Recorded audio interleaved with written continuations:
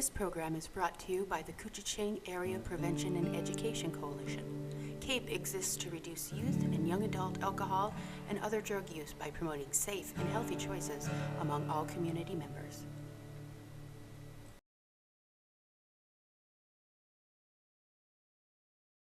Good morning. It's 9:30. We'll call the Koochiching County Board to order. We'll stand for the Pledge of Allegiance. I pledge allegiance to the flag of the United States of America and to the republic for which it stands, one nation, under God, indivisible, with liberty and justice for all. How's my partner doing? Good. And you? As cold as enough. All right, we have an agenda been proposed. Administration has no additions. Any additions from the group here? I'll move on the Moved by agenda. Commissioner Skoye to approve the agenda with no deletions. Or excuse me, with no additions. We have a couple of distinguished Oh yeah. guests here. Yeah, they're over there. So motion by Commissioner Skoye, second by Commissioner Schobel. Any discussion? All in favor? Aye. Opposed? Carried. Minutes from January 22nd of the regular meeting of the County Board. Yep, I'll do it. Commissioner Pavlik, I'll second. Commissioner Skoye. Additions, corrections on the minutes? Ken? Mr. Chair, the only change that I made after I sent it out was to indicate that in motion number 1-30,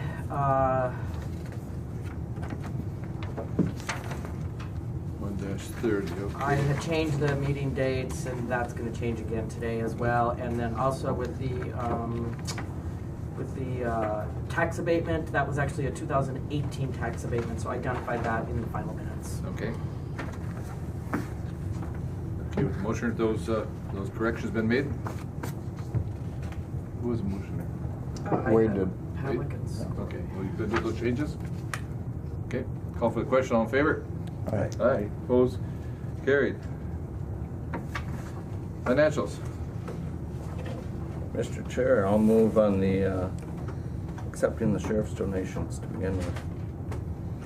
Okay, we'll do that one separate. So motion by Commissioner Pavlik to accept excuse me, Commissioner Ady. All right, we have a motion by Commissioner Ady. We'll Yep. I'll second it. second by Commissioner My Pavlik name was to, involved. Yeah. let's see, we have two of them, right? Yep. One, two. Yep. Acceptance for the DARE, and one goes to general fund.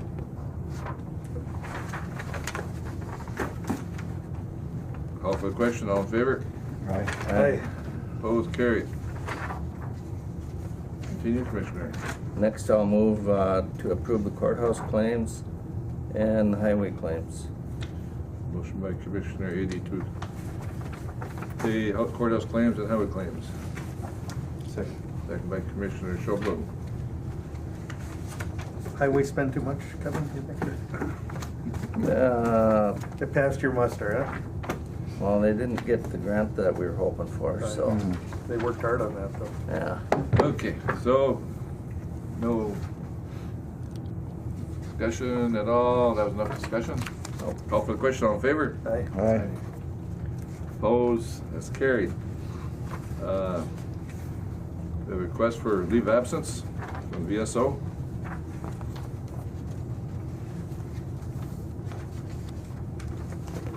Move. Moved by Commissioner Skoye to accept the leave of absence for the Veteran Service Officer through March 1st, 2019. Second. Second by Commissioner Pavlik. Discussion? Hearing none, call for the question. All in favor? Aye. Opposed? Carried. Okay, we have a notice of hire of Rebecca Schultz as Child Support Officer. That is no action needed. Authorization to fill vacant eligibility worker position. Human Services is seeking authorization. Move. Moved by Commissioner Ady. Second by Commissioner Schobel. Discussion? Hearing none, all in favor? Aye. Opposed? Carried.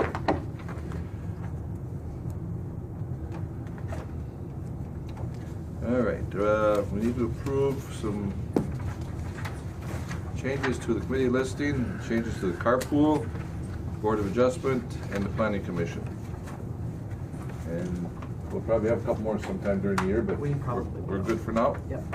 Mr. Chair, Go ahead. on the committee list, Yes. it looked like, for the, on the AMC stuff, Yes. it looked like you had, it listed like the only time you meet is the district meetings. Okay. We generally don't meet on the individual policies during the district meetings, but at the AMC conferences and stuff like that, we'll meet on the AMC policies. Okay. Yeah, those are, we do not meet at those at the district. So the Right. policies are not done during, Districts. They're not done during district meetings. they're so- they're done during the AMC, like, Like AMC annual conference. Annual and, legislative conference. Leadership conference. oh, okay. We don't meet this at the legislative conference. Yeah, Is there policy? yep, we Legislative? meet policy. Okay. Yep. And then there's one other one, I can't think of what it is right now, but, so. Okay. I will make those, All right. notes, and get that. And that's corrected just on a, the committee that's list. just, Yeah, we don't have to, that's just. We don't a need to note. have We don't have to approval on bring that, that so- back Yeah. to the board. But I'll make that do correction. we have a motion? Yeah, sure. Commissioner Ady, second by Commissioner Schobel to approve the committee list. All in favor? Aye. Aye. Opposed? Carried. I could run for president. Think so? Why not? Been there longer than most. Yeah, true. Set up. Okay, yeah, so before we get to highway business, we got a couple little more ones here to Gotta start on as vice president. approve the Yeah. revised Tandem County Second Board place. schedule. We have been meeting on the first and third Tuesdays, but it does not work well for Health and Human Services. They've requested we meet the second and fourth. I don't think the board has any heartburn with the second and the fourth. So that request is to revise the meeting schedule for 2019. Move. Commissioner Ady, you look like you got a question. No. Commissioner Schobel, second. Any discussion? But February, we will add a third meeting. We're gonna just go ahead and add that third meeting Okay. in February, because otherwise it's, a little bit of a gap between meetings. And then. Be carried. Yeah. That was it. And the other thing that I changed up too, because, I had the KDA meetings were, just 3, so I moved those up to every first month of every quarter, because I know we're gonna have some KDA business in March. Okay. That's gonna need attention, so, and those can be added at any time if So, needed. so you moved KD is only gonna be quarterly meetings Yes. instead of a monthly? Yes, Okay. now that Yeah, we the haven't had a capital whole lot of business, project is done, so. but we can certainly add meetings. Sure. if Yeah. needed. All right, call for the question, all in favor? Aye. Opposed, carried. Amend board per diem policy and reimbursement expense policy. Jen, what was the changes? The only change on that was in this policy, it states that the board was gonna meet the first and third Yep. Tuesday of every month. I don't know if that is even necessary in the policy. Next year, I'll probably just take that out. But it does also state that unless otherwise noticed, and any change in that schedule would be a noticed meeting. So, but I thought it should go back to the board for review and approval. Okay. Review, move to approve. Move. Commissioner Pavlik, second by Commissioner Schobel. All in favor? Aye. Opposed? Motion carried. Highway, Now we can get serious. we got, come on up, we got a minute to spare. Sounds like, Joe, you had a lot of information yesterday. It was a good call. The USDOT walked us through their review of the federal build grant. Got some good information. So if there is another solicitation, if the board wants to move forward, I think we're a little better prepared to do so.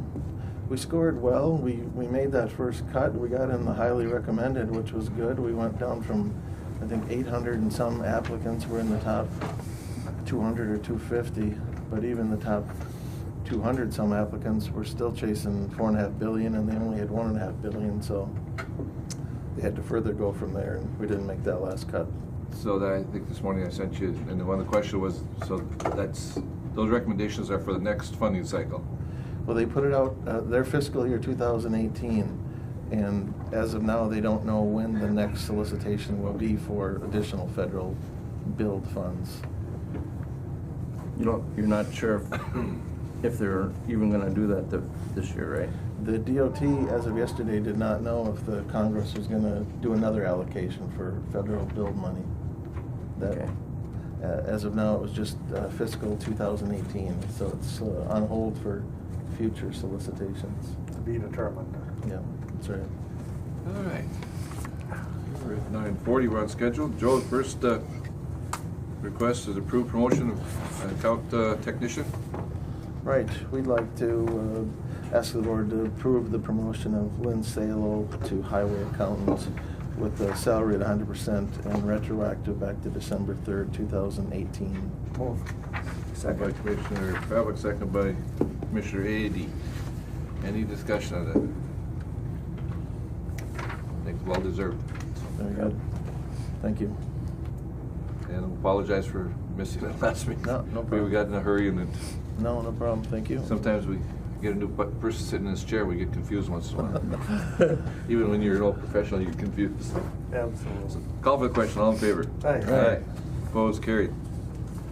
Go ahead, Joe. Engineer, see quotes. We're looking for a specialized piece of equipment. I know we came to the board in end of 2018 for a smaller kind of a brush cutter, and Brad can certainly give you details on application and so on. This is a larger unit for larger diameter trees, larger brush. This can be operated either with a skid steer or on an excavator. So we're looking for permission to solicit quotes for purchase of a 60-inch diameter or equivalent rotary brush cutter and a disc mulcher for use on several pieces of equipment. One of the advantages of this is that it can take the tree and it can grind all the material of the tree right up into mulch right on site, so there's no hauling of the tree or debris off site, which is an advantage. We also think it's a high productivity item to help us clean up our right-of-ways and trees and brush in the right-of-ways. Yeah, I've got a question. Go ahead, Wayne. Go ahead, Wayne. Well, I guess my question was, this can be boom mounted into, correct? Right. Okay. Yeah, absolutely. Commissioner Pavlik? I was just curious, Brad, how large a tree can it handle? Usually you just, with the disc like that, you just go up, reach as high as you can with the skid steer, cut the top out, and you can just mow it right to the ground. 20, I've seen them do 20-inch trees. This thing, I know the literature says 14 and up. It's got lots of really big teeth, big cutting deck on it. It's a pretty powerful item. Then it's got teeth on the top of the disc, so you flip the top up into it and it'll suck it in and make it chips too. Is that the one here that says 60-inch? Yeah. Okay, 60-inch diameter. Stay clear. Yeah. Yeah, or you're gonna disappear. Move. You need a motion? Oh, okay. Moved by Commissioner Pavlik, Second. second by Commissioner Skoye. No, Joe, that's a budgeted item. It It might is. be a little change in what your original, is it a little different than what your original dollar figure was? This, maybe this would be Yeah, handy please. time just to kind of walk through the overview. We're still definitely within the budgeted dollars. Okay. Some of the equipment came in lower prices than we expected.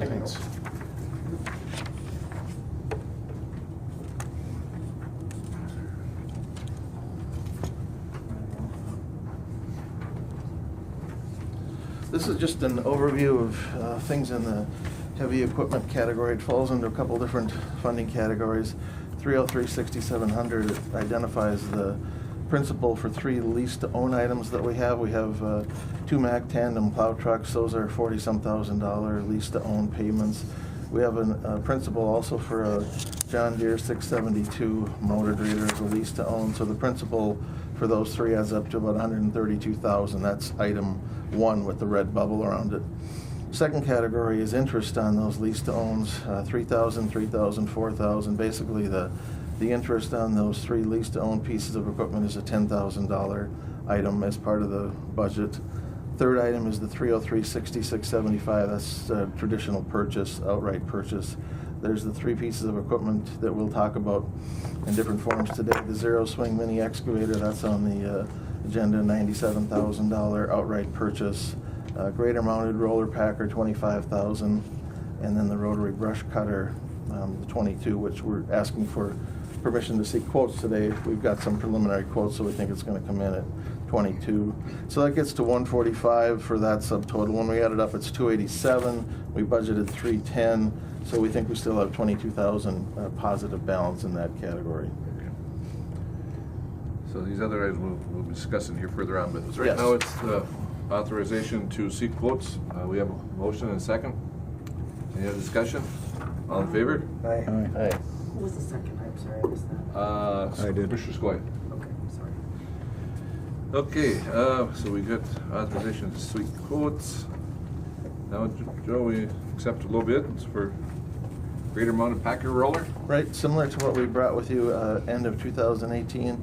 We have quotes from 2 vendors. I think we're only aware of 2 vendors for this, the Handy Hitch and the Walk and Roll.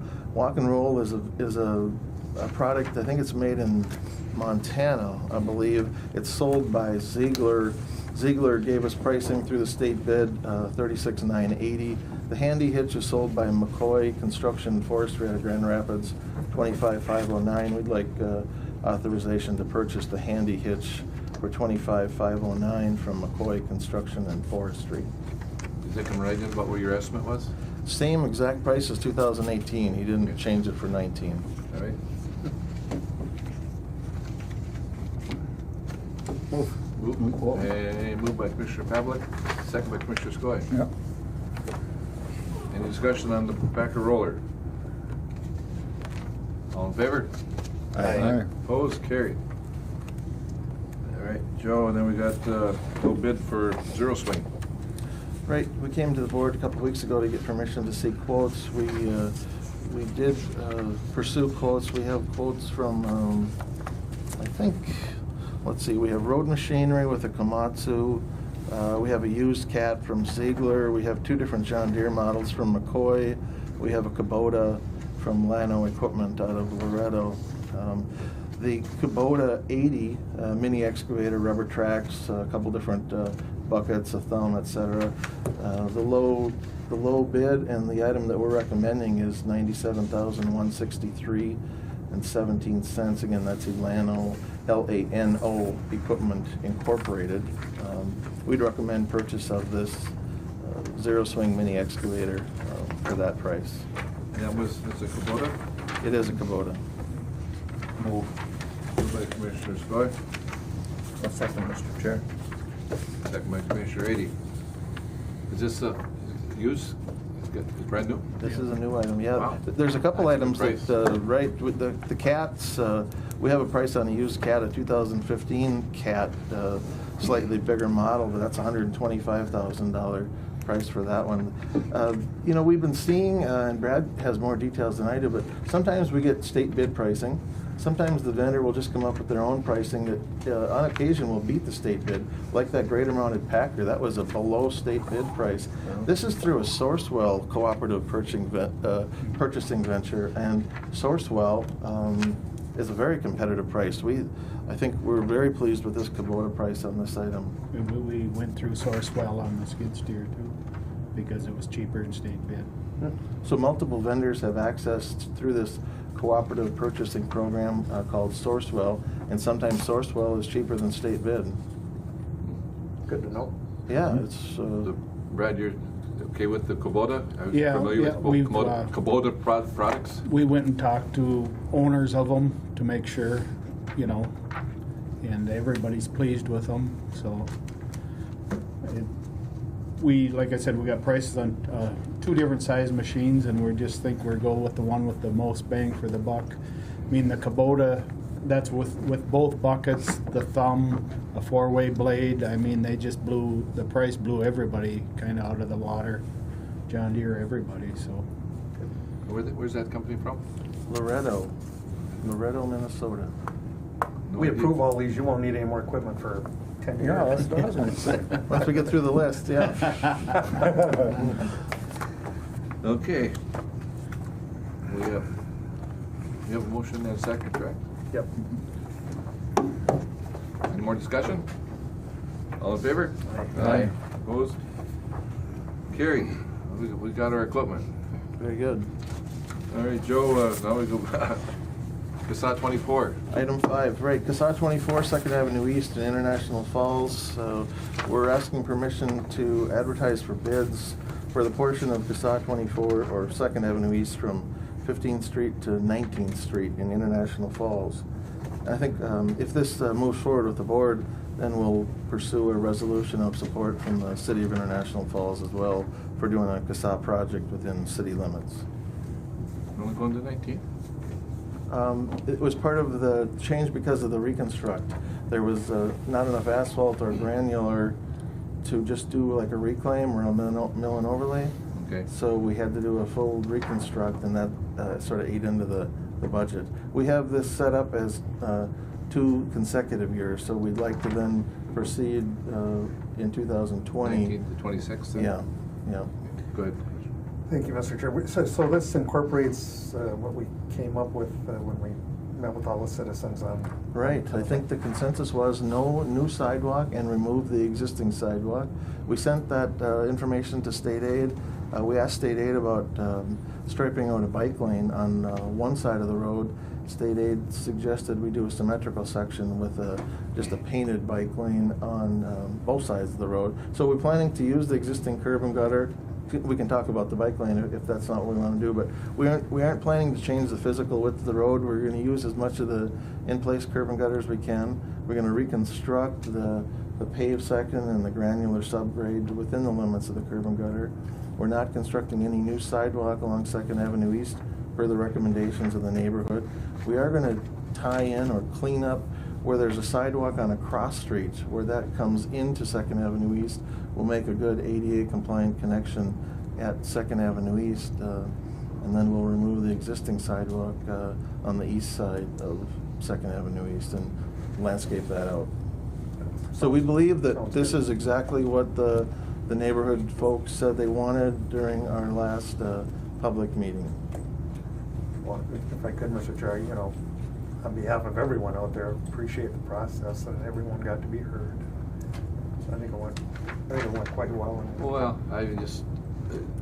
we've been working on this for a while, and I live on 2nd Avenue East, and I know that Joe and the engineers and the whole group has worked hard on this.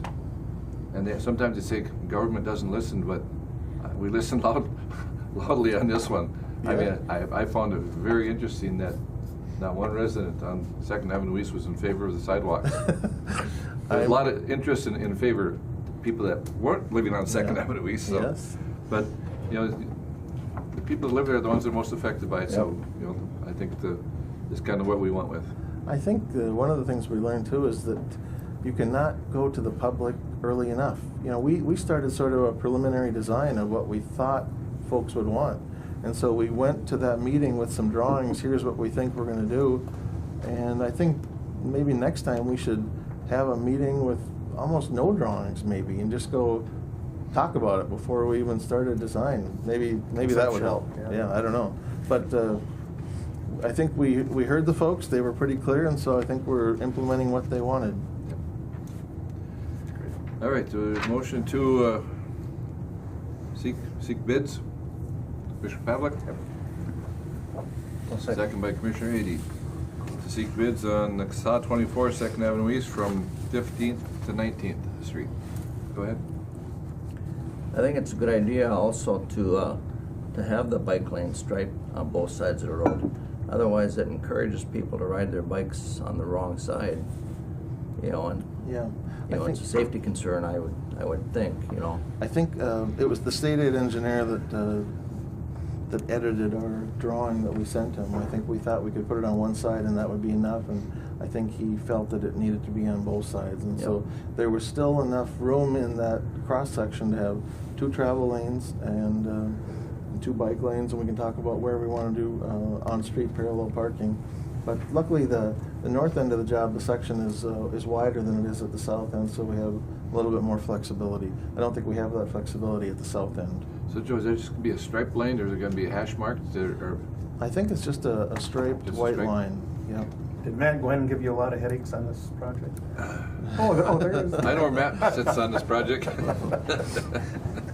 Had to give him a hard time. All right. Call for the question. All in favor? Aye. Aye. Opposed? Carried. Okay, Joe, we see quotes on a wide format plotter copier.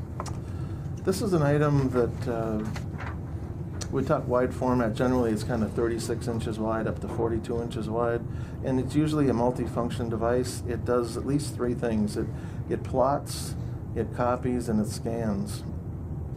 And so it generally has a couple of rolls of paper on it. It can be different widths or different types of paper. Again, we can send our CAD drawings or any image we have. This is used by several folks across the county. Certainly the surveyor's office uses it as well. And in this case, we'd like to offer a little bit of a twist here. We think that the multifunction device, which is actually kind of made up of 2 physical items, one is a plotter and the other is a scanner copier device. So there's sort of 2 items here. We think the value or the cost of that is about $12,000. The City of International Falls has offered, because they do come over and use it off and on, and they find it to be a handy item. They've offered to contribute $3,500 to the purchase to sort of subsidize, and because they use it and it's helpful for their operation, they wouldn't, I don't think they'd like to buy their own item for $12,000, but by contributing the $3,500 is what they've offered, they can get some value, and we can reduce our cost a little bit. It's also a state aid construction eligible item. So I showed a little bit of math down here. If it's a $12,000 purchase, $3,500 from the city, that leaves $8,500. 45% of that is state aid. So that's $3,800. It leaves the county share, sort of the county out of pocket, at $4,600. So we have $3,500 city in this scenario, $3,800 state aid, $4,600 county to get a $12,000 item. So in this step, we're asking for permission to seek quotes for wide format multifunction plotter, scanner, and copier. I'll move for discussion, Go Mr. ahead, Chairman. Commissioner Pavlik, move. I'll second. Commissioner Skoye, go ahead.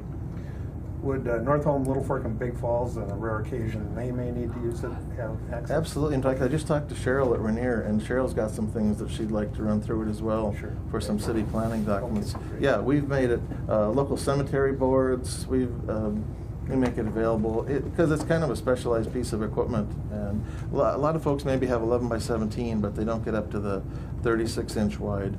We certainly use the 36-inch wide for meetings, big documents, roll plots, that kind of thing. But one of the other key elements is to have a good scanner, so we can take a lot of our paper documents, bring them in, make them digital, or copy paper documents that we don't have in digital format. I think the city's going through a process where they want to convert a lot of their paper documents to digital files for archiving and storage and reference. And I would think environmental services too, Yeah. occasionally. yes, yep. Okay, great. Yeah, I was gonna say even soil and water might be, on some of their projects too. Yeah, it's a handy item. We're open to working with anybody that wants to use it. Sounds good. All right, any other comments, discussion? Call for the question. All in favor? Aye. Aye. Opposed, carried. Okay, 10 o'clock, we're right on time. Approved by review sewer project, contract A, payment number 12. So this is work that Wagner completed for the period ending December 31st. The total amount due less the 5% retainage is $162,950.01. And it's their final payment for the work that they did in 2018. And you're recommending? Yes, I would I'll recommend. move, Mr. Chairman. Yeah. Commissioner Pavlik, A second. Commissioner Ady. Discussion.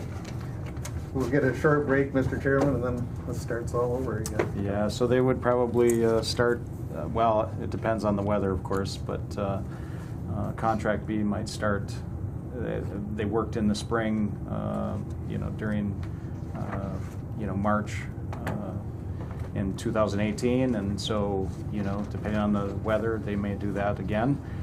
Wagner expects to be working after road limits. They don't anticipate working during, the early part of spring, so. So all in all, Matt, contract is on schedule, close to schedule, going to be extended a little bit.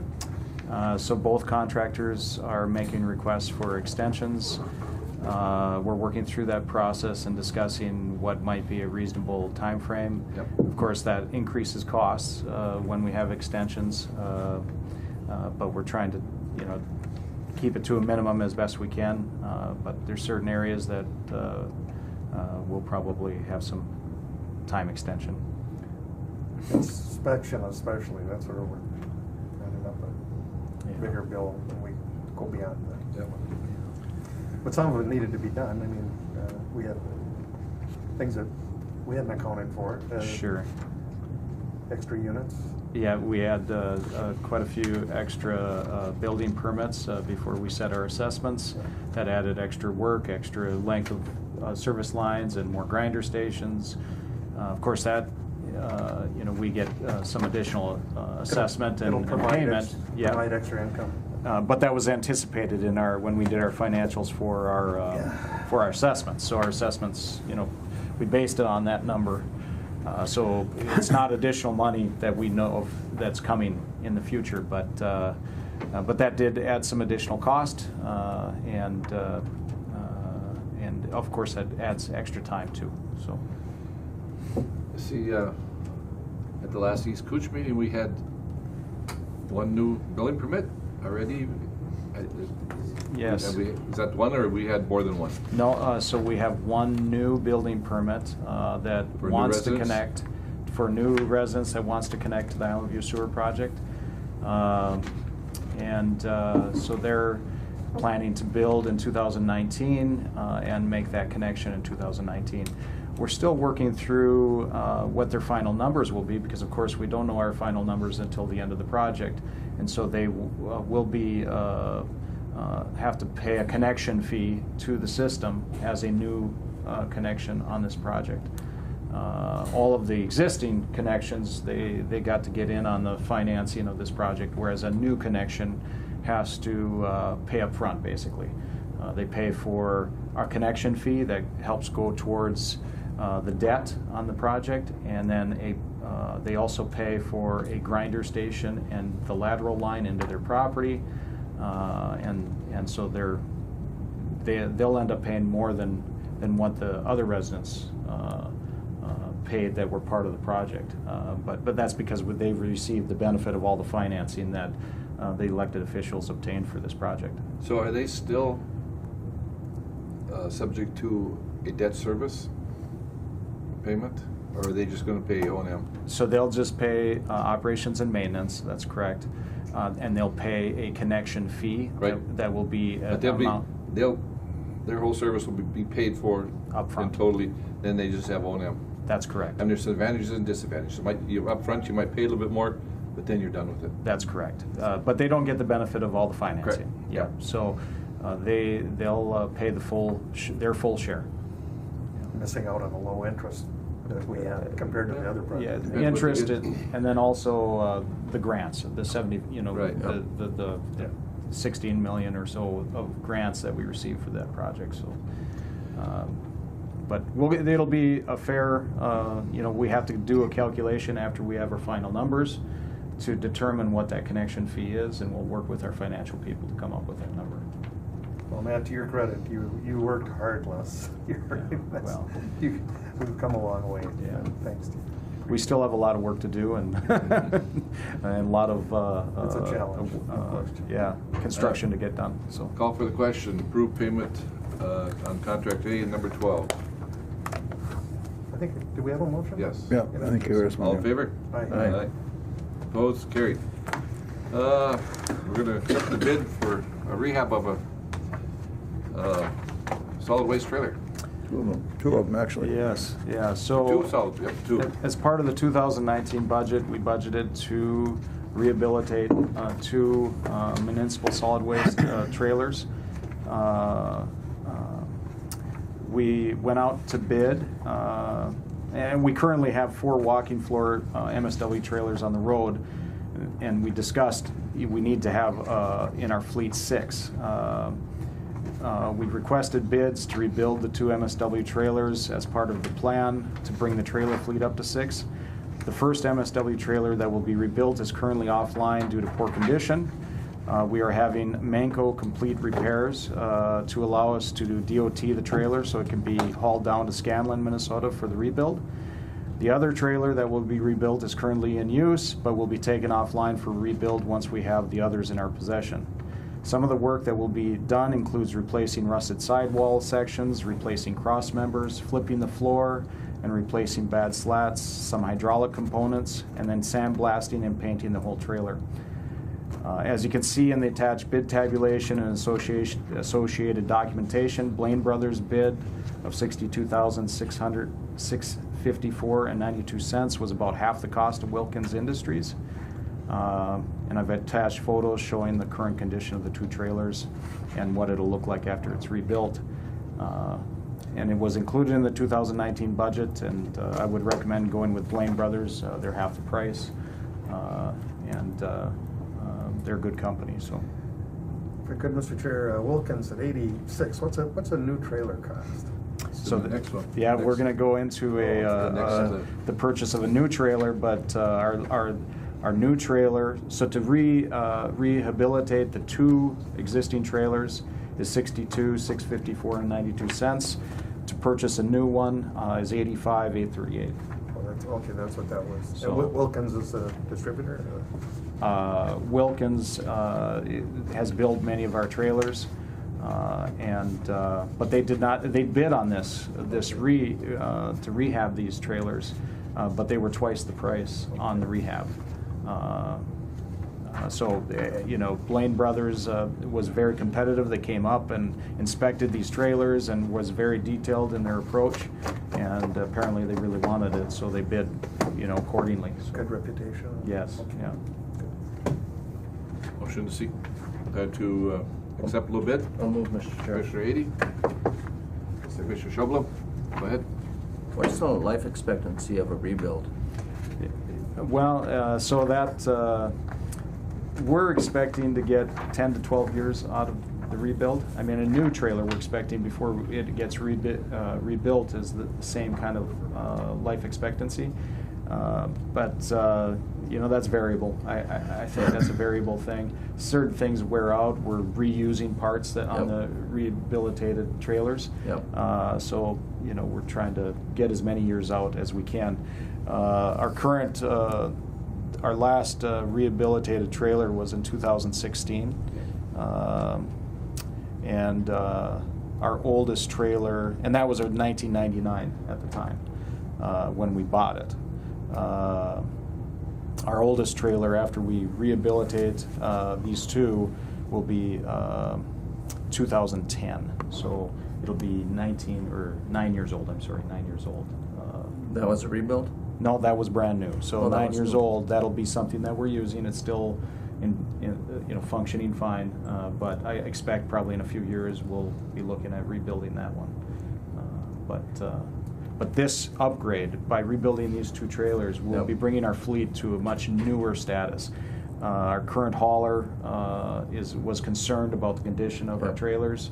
They were concerned about the maintenance required to maintain them, and then also just meeting requirements. When you're on the highway, you have to make sure these things are in good working order. To that point, when we met with them, what they brought to light was the liability goes to them when they're out on that highway. Yep. And these trailers were getting so bad that Well, if they get stopped and fail a DOT. DOT Yeah. inspection, well, the hauler gets Yeah. That's correct. the ticket. We may end up helping them with it, but it goes on their record.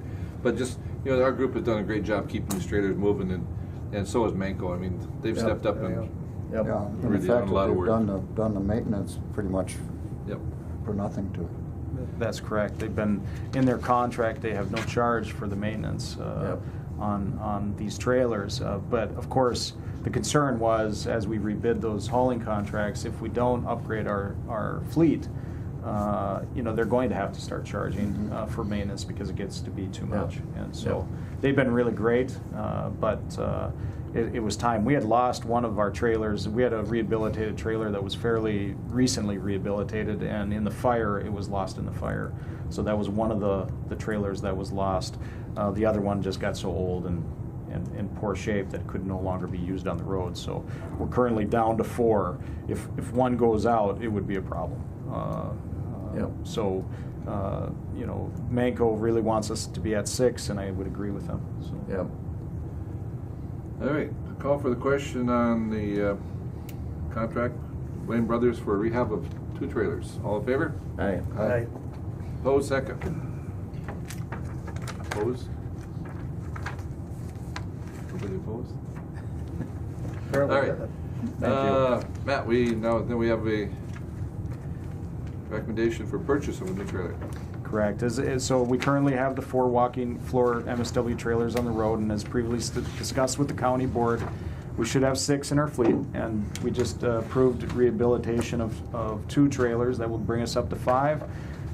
By buying a new trailer that will bring us up to 6. The last new MSW trailer purchased by the county was 6 years ago. In addition to requesting bids to rebuild the 2 existing MSW trailers, we also requested bids for a new walking floor MSW trailer as part of the plan to bring our trailer fleet up to 6. We received 1 bid from Wilkins Industry in the amount of $85,838. This is the same company that has built many of our trailers in the past and is a very good company. This project was included in our 2019 budget, and I would recommend going with Wilkins Industry for this new walking floor trailer.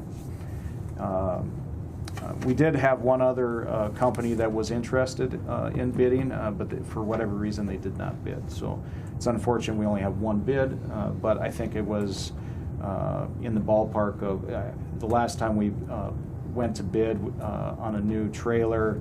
I can't remember, it was quite a few years ago, but it was like just under 80,000, 78,000 or something like that. So for the number of years that have passed, it seems like this price seems reasonable.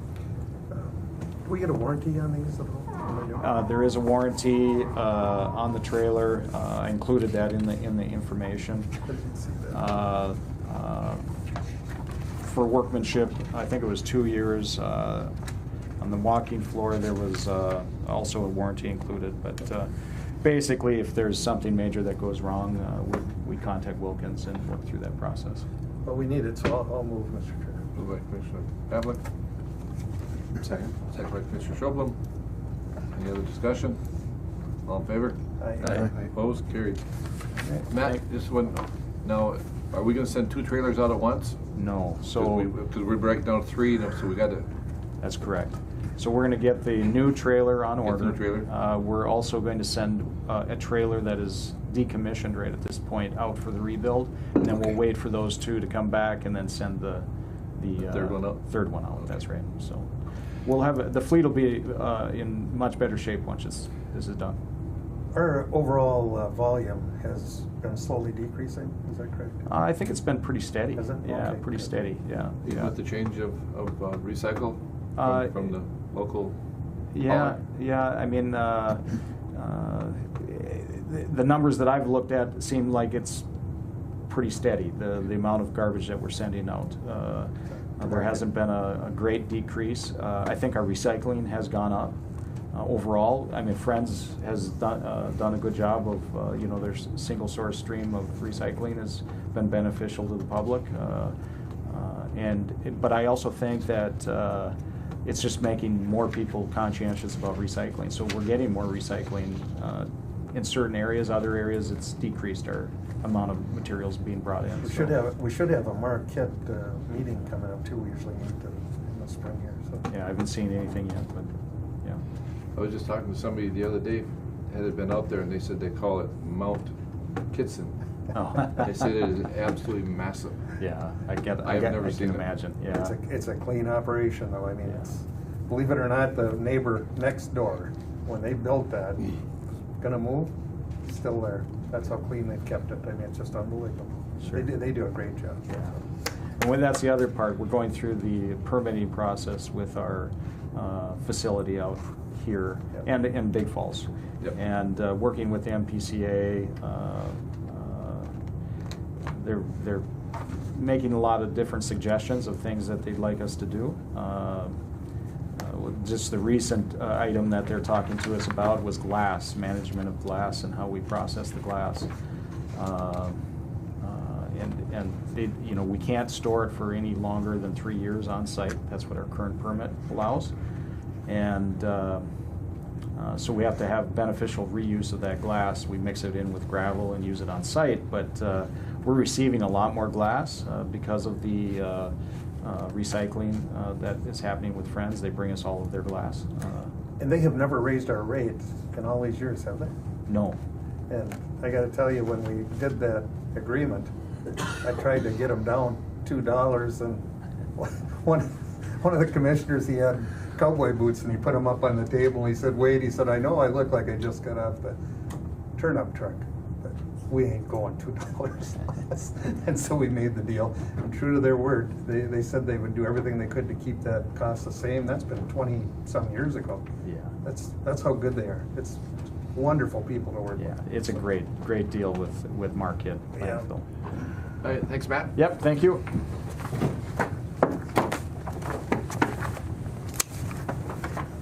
Beth?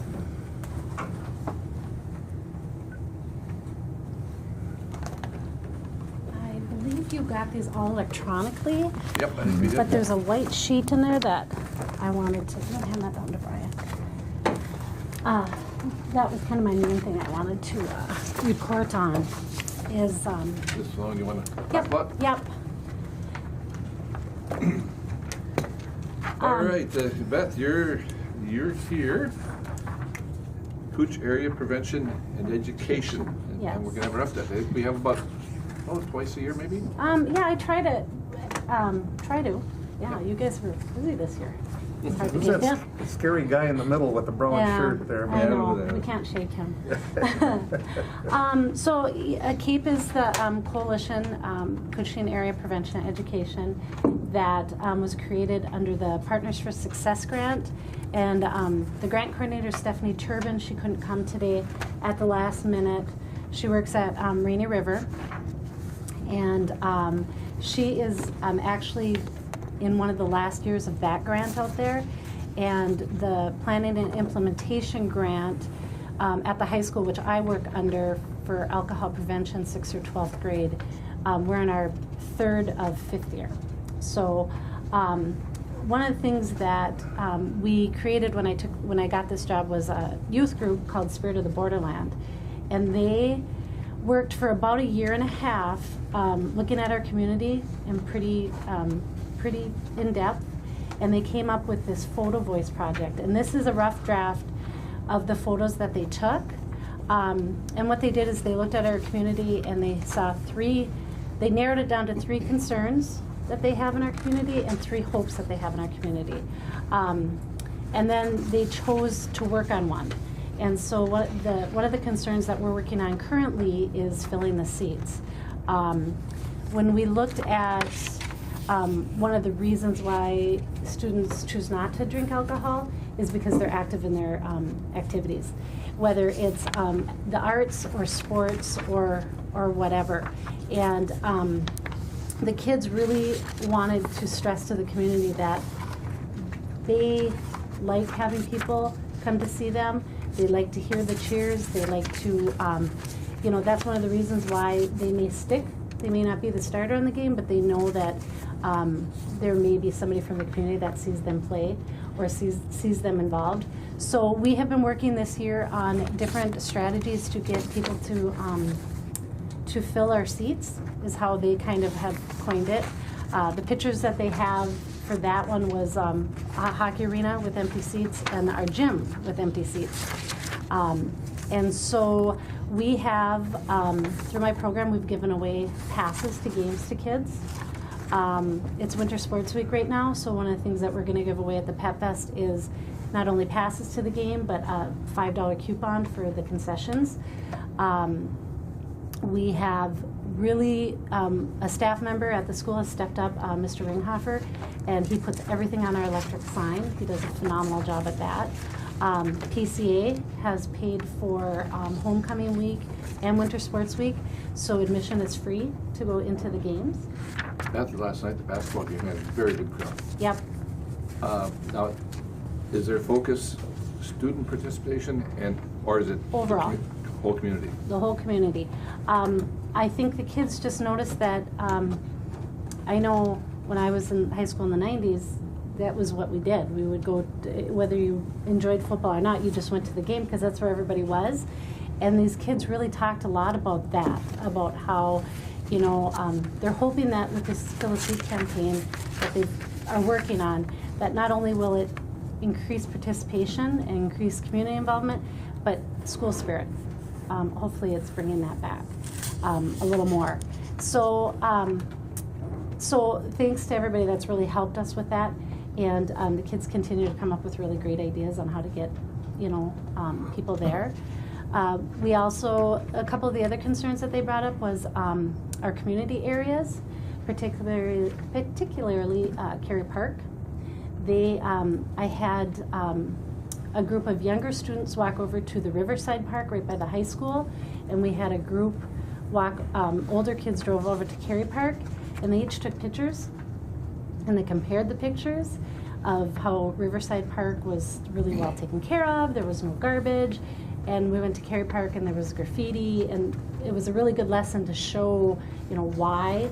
What are the older kids even kind of looked at the demographics of who lived around Cary Park and who lived around Riverside and who, so they're, we're talking right now about doing a cleanup at Cary Park, and hopefully we will, I know some daycares had expressed interest in helping us with that, so we're going to try to do a community event and clean up Cary Park, and hopefully we can make that an annual event.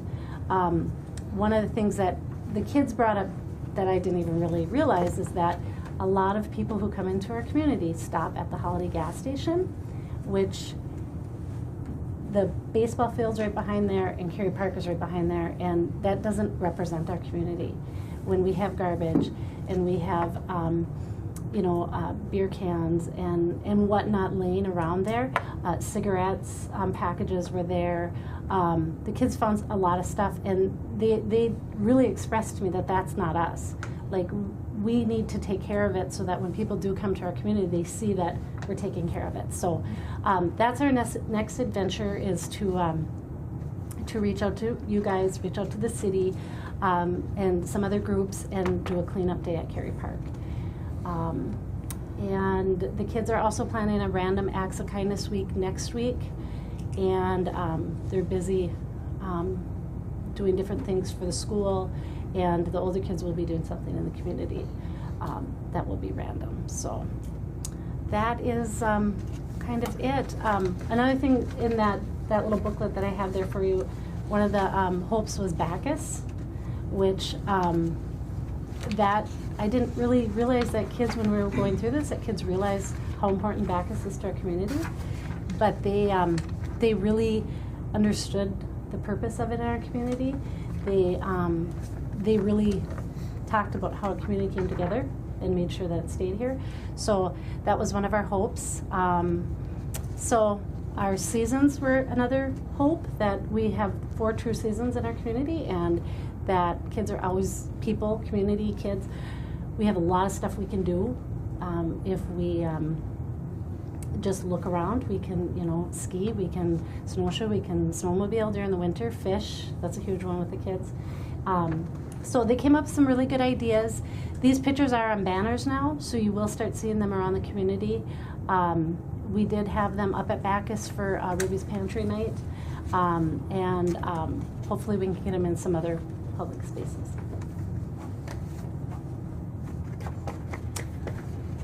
I would assume there's some of the same issues in Big Falls and Northall too, declining participation. And the part about a clean community, I see Mayor Anderson's here, and I mean, I know he does a good job supportive of this kind of thing. When I started as a commissioner, Carol would come with me a lot to meetings And there were 2 meetings a month that I had to leave at 6:45 because they were out of town. And during the summer, never once failed to see Mayor, he was just elected mayor back then, Jack Murray. He would go on his walk every morning with a bag, and he would pick up garbage. I'd see him every time I went. I thought, wow, no, that's dedication. Yeah, he always that big with him. Yeah. Yeah. I really I appreciated the kids' perspective on our community because they're who are going to be taking care of us, and they're the ones that we want them to go out, get their education, and come back here. And so with this project, I think they were listened to, and I think by showing that, for example, the little things that they came up with, like giving passes out, it is increasing participation. It is, they are seeing people out in the community at their games. So I just really, I thought this was a unique project to do because it's showing them that people are listening. And when I told them that I was bringing it to you guys, they would like to come in a future meeting, and especially I think they wanted to come about the Cary Park thing, and we'll go to the city also and present to you guys and try to get a cleanup day going. So so that's it. We've got lots of going on. It's tomorrow we start our positive community norms survey for 6th or 12th grade. We did that in year 1 of this grant. Now we're in year 3, and so we will see what the attitudes and usage of alcohol are. I also, this is a state grant, and so through permission through the state, I've also got vaping added to the survey because with my grant I can work on 2 substances, and I believe, just from what I see working at the high school and working with kids, I think that vaping is definitely one thing that we should be focusing on and getting information out to kids, the right, correct information out to kids. So if we see an increase in vaping in that survey, I will submit to the state to add that to our strategies. Because I think it's there, it's happening, it's just, there's not a lot of information out. It's coming out now, but we know it's dangerous and it's not healthy for our kids, and any information to them is better than none. All right? You know, the 2 parks that you kind of highlighted here, you know, the one, was it called Riverside Park? Mm-hmm. And you know, you can see, like I said, maybe kind of the neighborhood, but it's probably younger families and kids and down there. And you go to Cary Park, and it's shame on us. It's probably more adult behavior than it is. And that's what I see, and it's shame on us as adults. Well, one of the things that I don't have my kids aren't in hockey, and so one of the things that the kids brought up that I had seen on social media that I didn't know, lighting in that area is very poor. So there are things like that as adults we could probably do better. Sure. And I think that if we clean it up, we may attract more families, and we may attract visitors. It's a great area and it's a great park, and if we have families that are coming into this area that are stopping at the Holiday gas station, I know when I traveled with my young kids, I would have loved to have had a park right behind a gas station where you can go and have the kids run off some energy. So it's things like that I think we could highlight about Cary Park, that so not just our local people, that maybe people who are stopping to get what they need at local gas stations will go there and use it. So I'm excited to see how that project comes out. Anything else for Beth? I was just thinking too, one of the most successful programs, I don't know if the state has kind of got out of it now, but they have the Adopt a Highway, where they put up the signs with the people's names, and they would take care of 3 miles of highway. And, I mean, just dedicated people. And you didn't see all that garbage and stuff on the roads. So why don't we, maybe adopt a park. That might be something. I'll have to bring that back to the kids. Very successful endeavor to adopt a highway. And putting the names up there so they get some recognition for what they do, things like that. It's a good idea. It is. Beth, thank you. Appreciate your Thank you. efforts. Well, thank you. better community. I will be back in the spring. Okay. Sooner, I hope. Mhm. I hope. Well, I will. I hope. Hope spring comes tomorrow. Oh, yeah. Spencer. Yes. You're on. Uh-oh. You're gonna get gray hair dealing with us, Spencer, so. Oh boy, here we You'll go. need Grecian here. So with us, tell you, Commissioner Brian McBride, Commissioner Wade Pavlik. Commissioner Kevin Adie. Commissioner Wayne Scoy. Commissioner Jason Schobel, and okay, your first name is easy, Spencer, and now is it? I go. It is Igo. I go. Yep. Okay. Yep. So, Nice and short. right, exactly. First off, thanks for letting me come up Tell here us a today. little bit about yourself. Yeah. Thanks for letting me come up here today and get the chance to speak with you and introduce myself. It's obviously very important to the congressman that we're going to be as present as possible in our time serving up here. So I'm trying to do the rounds. I'm the Northern Field representative, so my area is from Grand Rapids all the way over to Grand Marais, and then all the way up here to International Falls. So I'll be covering the entire area. My office is in Chisholm, inside the City Hall, so I'll be there on Mondays and Wednesdays from 9 to 5. And then the rest of the time I'll be traveling around doing like what I'm doing now. And in the future, I'll be doing kind of mobile office hours. So, you know, probably once a month I'll be up here in International Falls, or twice a month, and set a time, whether it's here at the county building or at City Hall, where constituents can come and meet with me and bring their concerns to me. But I really just wanted to give this chance to kind of put a face to my name, make sure you guys know how to get a hold of me. I'm going to kind of talk about some of the things we're working on already. Obviously, the congressman, one of the first things he did was reintroduce the Land Swap Act for PolyMet. So that's in the process of getting voted on in the House. We're going to try to get that through. And then another piece of legislation we signed on to is called the Reciprocal Trade Act. That was introduced by a congressman from Wisconsin, which would basically give the president more bargaining power over tariffs. So it would be a way for him to kind of equalize trade in situations that aren't fair for American business. So that's kind of a quick rundown of what I'm kind of doing. I don't have my business cards yet. I just got a notification they showed up in my office. But I can give my number right now. So that's 218-355-0726. And then my email is super easy. It's just spencer.igo@mail.house.gov. So yeah, I'm really trying to preface that if any little kind of things here and there, I just want to be in the loop, and I want to do the most I can to relay any kind of questions, comments, and concerns either to the congressman directly or to the appropriate authority that needs to get things done and fixed. Maybe for the audience, Spencer is representing, I don't think you mentioned it. Oh, yeah. Our new Congressman, Pete Stauber. Right, yes. And I worked with your boss on corrections primarily, but we worked on other issues too. I can tell the citizens of this county, you could not find a finer person for your representative in Washington. He's a straight shooter all the way. Nice person, great to work with, very dedicated. So. Right, it's the story I kind of share was amazing. When I first had the opportunity to meet with him, he was talking about building a team. I mean, he's a hockey player, right? I mean, we're all a team. There's a lot of communication. We're all working together, and we're either bringing it all or don't do it at all. Yeah. Representative Stauber was also a law enforcement officer for many years. Very dedicated to kids. And he was great at corrections. I mean, he was able to look at things through a different prism because he sees a lot of it from the other side. Mm-hmm. So, yeah, he'll do well. We're well served, I can say that. So, and it sounds like you're a good conduit. So. Yeah, no, I'm excited to be. I'm originally from Grand Rapids, so Okay. the opportunity to come back home here and work up north and help all the towns up here that I used to travel to for sports and stuff it's more than an honor. You know Dale Adams there, Mhm. the mayor. Yeah, I work with him a lot too. Okay. Yeah, good. Great.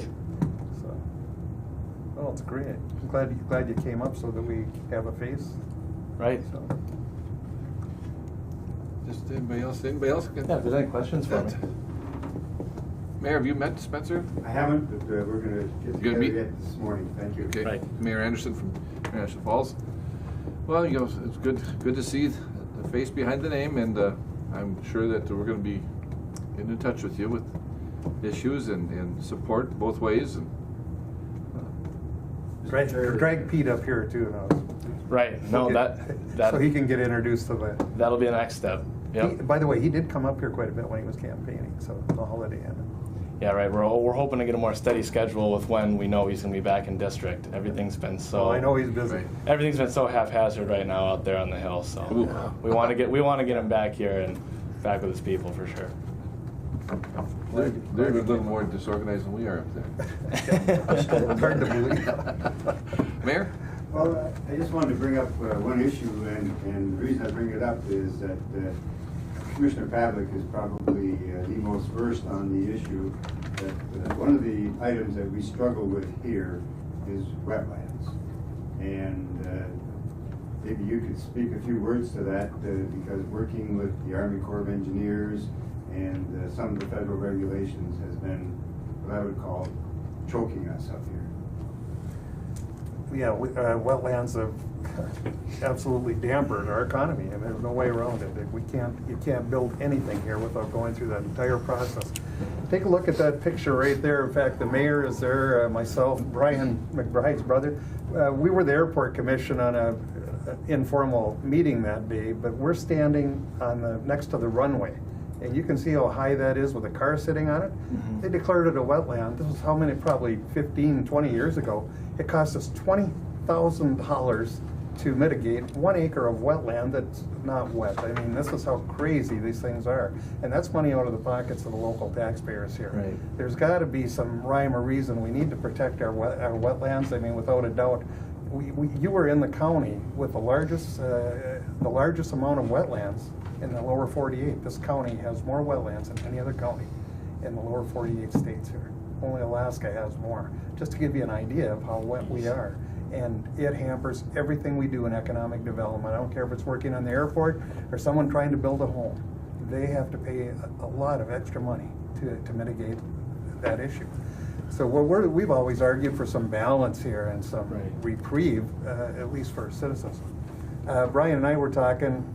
We have seen the beginning of some changes. I mean, there was a time when you couldn't touch a weed anywhere, and now the National Park Service and some of the other federal agencies are buying machines to go out and, of all things, get rid of weeds. And then now they're realizing that, they are an invasive species, a lot of them, and they're choking our waterways because they're left unattended.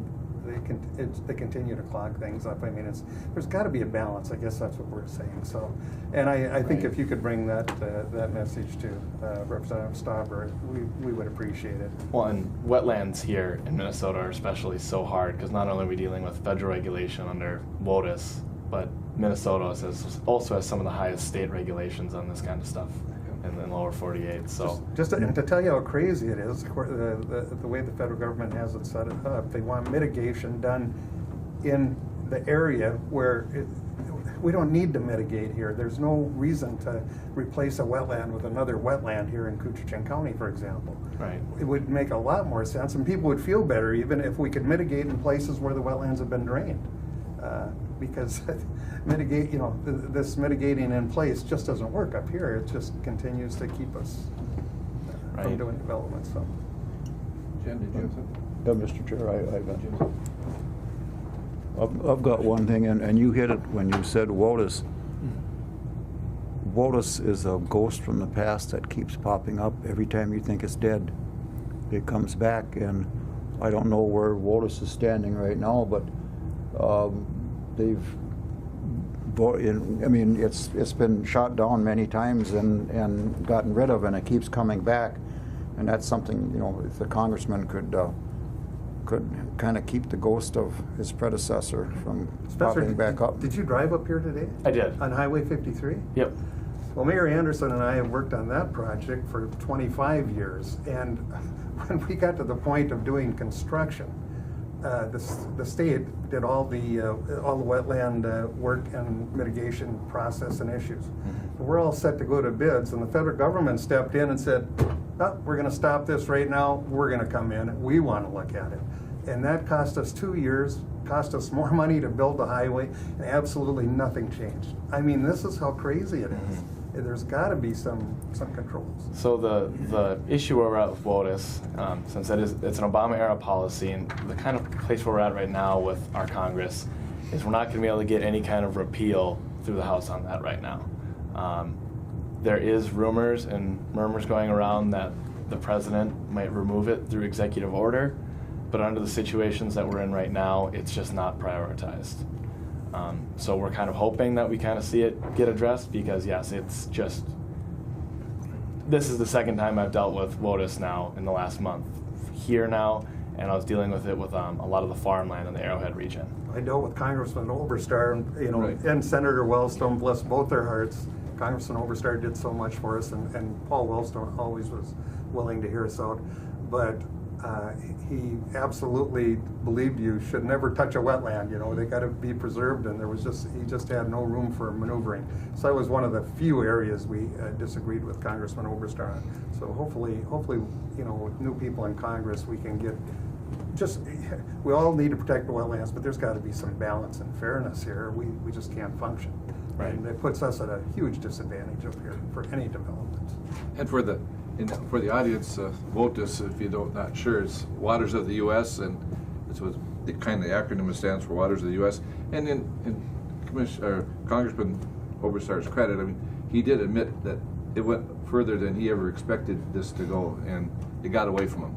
Yeah, and they just couldn't rate it in. But so far, I think the president has kind of cooled it down a little bit, and we'll see where it goes from there. But like you say, there's probably some things with more priority right now, but it's still a high priority for northern Minnesota. Not just Cooch County, it's all northern Minnesota. Right, where it got aggressive is basically standing water in a field could be deemed untouchable.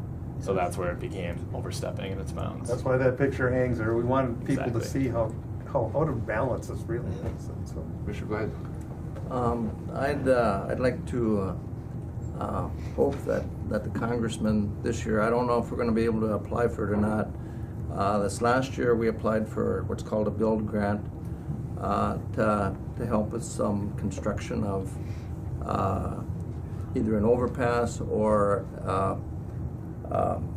an extension of a road, County Road 24, which actually is a road that I live on some people would say the wrong side of the tracks. It's a railroad tracks that we need an overpass on. It's a dead-end road right now. There's 52 homes on that east of the railroad tracks that when there's trains moving there, there's 52 homes that are cut off from emergency services, from people going to work, kids going to school. Buses have been delayed. I've missed board meetings. We got a lot done that day. Yeah, they voted on everything that I was opposed to, so. But it's very important. I mean, I've the one time when I missed a board meeting, it was 20 below. I sat there 2 hours. If there would have been any kind of an emergency, even now, if there's any kind of an medical emergency, somebody slips outside, breaks a leg or a hip or something, has a heart attack, whatever. If they're outside, they're going to freeze to death. Even just the trains moving, without them stopping in the middle of the road. We got the busiest rail port in North America. I believe 2 years ago that we had over 800,000 rail cars that went through there. And since then, I know that the trains have increased substantially. I couldn't tell you what the numbers are right now, but they've actually increased the number of tracks going across the road. So only reason for that is, they're increasing the number of trains. They're 2 miles long. So, if the congressman could help with any kind of funding, like I say, I don't know if the build grant is going to be available this year or not. Okay. Our highway engineer just had a conversation yesterday with US DOT, and they weren't sure if they were going to be able to do the build grant this year. Okay. I can't remember. What did he say? Well, one thing he did say, if the grants become available, be sure that your federal delegation, that would be our senators and our congressmen, are aware of it. And workforce. So, and it's actually, we actually have hired on a grants director for this exact reason. So when you do find out if it's available, and I can actually, and I'll even drop a bug in his ear right now just so he's looking for and aware of it. What we can do is when you go to apply to that grant, we can help you with, what kind of wording to use and et cetera, and then get, support, whatever it's needed, and then you guys can submit it. So we can definitely help there. What I would add to that, I mean, if I were Congressman Stauber, I'd be thinking, okay, what's the involvement of the federal government here? The involvement is just what he said, it's the rail traffic. Right. And when we're talking the largest port of entry for rail, and it continues to grow, it's all the stuff coming from BC where they've expanded the ports, we're gonna see more and more traffic, and that feeds the entire nation. So Right. that is the reason we're not using local dollars. I mean, this is a federal issue that's really imperiled the lives of the people who live on that side of the tracks. Used to be, you'd never wait more than 10 minutes. It's not like that anymore, and it continues to grow, so just Got it. All right. Anything else for Spencer? Well, good. Put the face in there. We know who you are now. Awesome. And we'll be in touch and give the congressman our best, and he's invited up here anytime. Will do. Thank you so much. we need to get a picture of you, and then we'll take one 4 years from now and see. Yeah. see how it works. All right, Len, you've got a request of the board. Our request is for a four-wheeler, and in the budget it says unbudgeted, probably because I didn't know how to put it together the way it should. Who gets to drive this thing? Yeah, it's, we've never had a You four-wheeler. put that in? We've got over probably 500 shacks sitting out there. We've got 3 times as many shacks as we do island property. And we used to try and get a four-wheeler from the highway department. And we could only get it when they didn't use it. And they would put a sprayer on it all summer long, and then we can't use it. And then Derek was using his own for a while. And then this past midsummer, whatever, we bought a used one from Nate for $500. That one's almost like 20 years old. And so we need one to do our job. We're probably looking at buying one every 20 years for crying out loud. I will tell you, for what it's worth, when it comes to island property, I use my boat. And the county pays for the gas, that's all. We don't charge anything else. I use my snowmobiles if we need to and all that.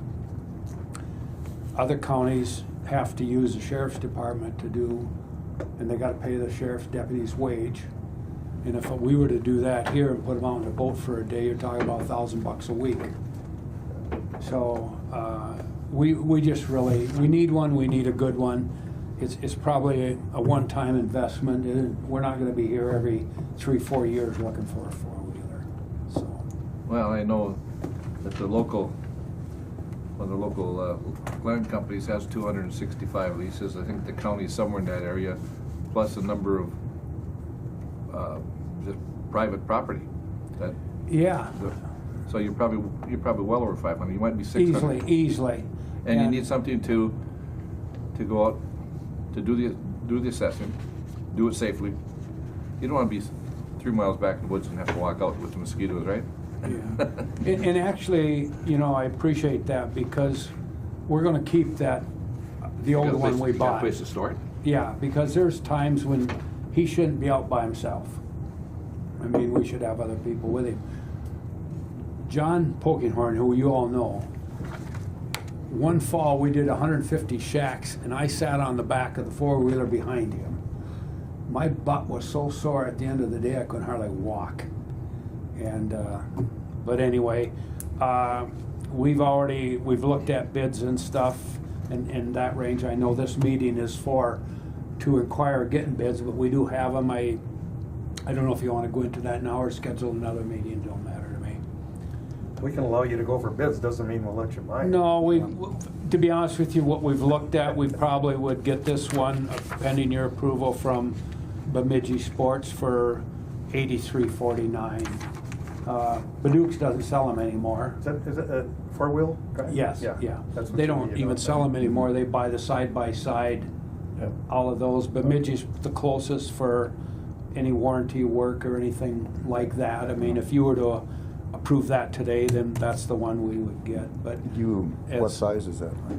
Pardon? What size is that? I'll let Derek answer that. So the one criteria that I have, I've used 3 since I've started. I've used Highways, which is a 700 Yamaha. I've used mine, which is a 420 Rancher, and then I've used Nathan's, which is a 420.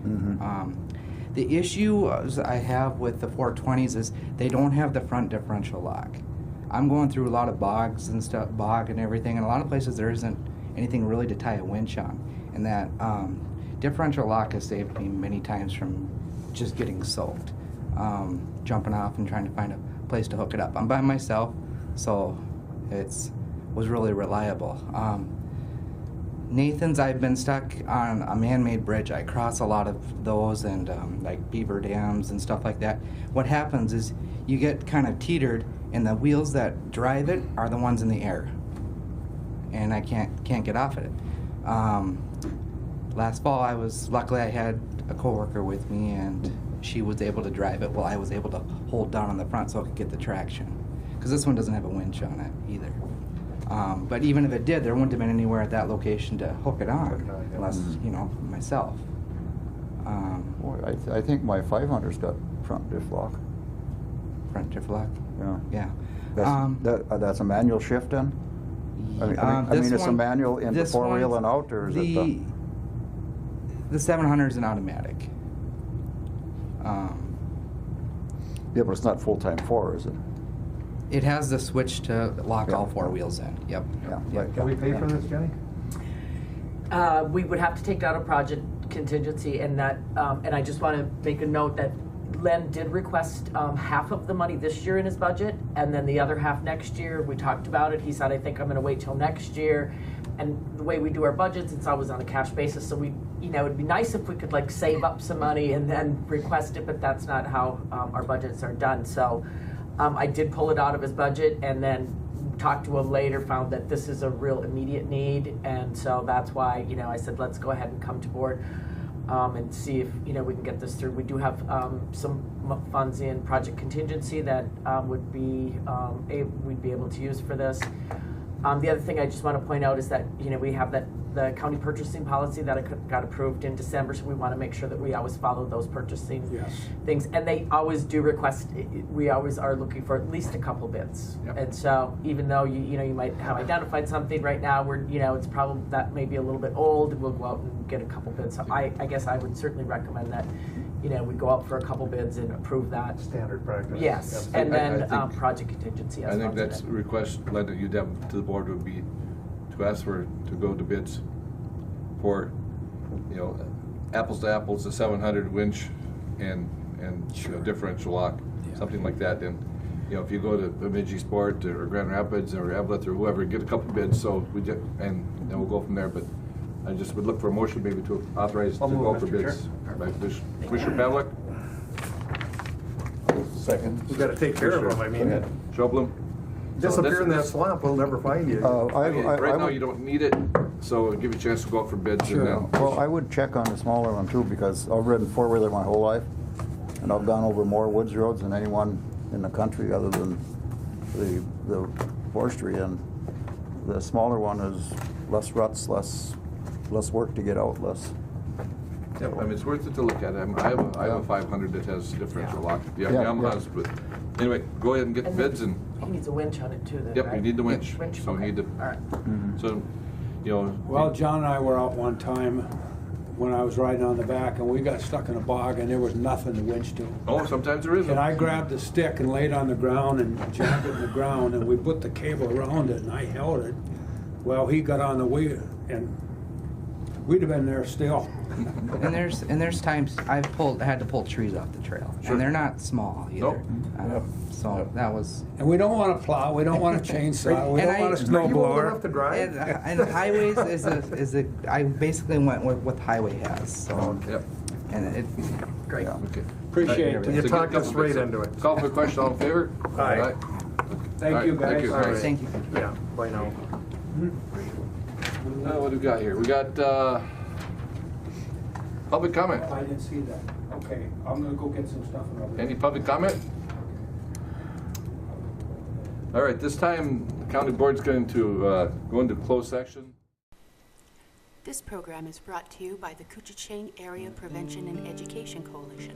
CAPE exists to reduce youth and young adult alcohol and other drug use by promoting safe and healthy choices among all community members.